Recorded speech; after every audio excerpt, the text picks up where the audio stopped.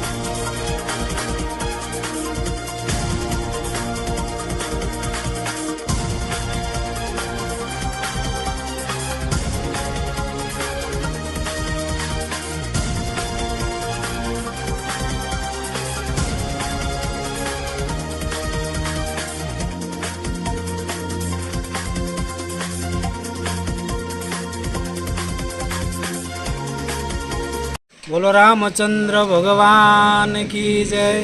लिंबज भवानी मात की जय।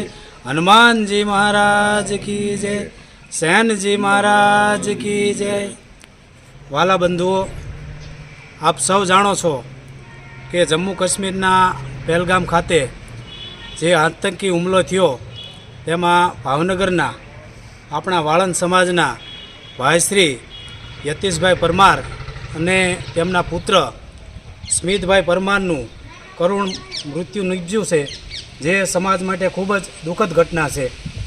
આથી આપણો ધંધુકા વાળંદ સમાજ ખૂબ દુઃખની લાગણી અનુભવે છે અને આ હત્યાકાંડને ખૂબ કડક શબ્દોમાં વખોડે છે અને આ પરિવારને ખૂબ સાંત્વના મળે અને જે કોઈ આત્મા છે એને ભગવાન ખૂબ શાંતિ આપે, એના ચરણોની અંદર સ્થાન આપે, એ માટે આપણે શ્રદ્ધાંજલિ માટે ભેગા થયા છીએ। ત્યારે આપણે ભગવાનને ખૂબ પ્રાર્થના કરી એ દિવ્ય આત્મા જ્યાં હોય ત્યાં એને ખૂબ શાંતિ આપે અને એ પરિવાર ઉપર આવેલી આપત્તિને સહન કરવાની ભગવાન એમને શક્તિ આપે।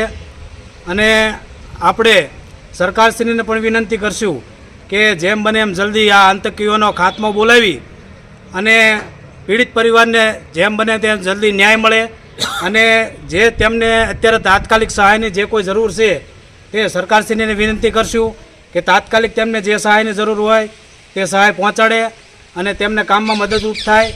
આપ સૌ અહીંયા ભગવાનને પ્રાર્થના કરશું કે તેમના દિવ્ય આત્માને શાંતિ મળે। હવે આપણે 2 મિનિટ મૌન પાળશું, ત્યાર પછી રામધૂન કરશું। બોલો રામચંદ્ર ભગવાન કી।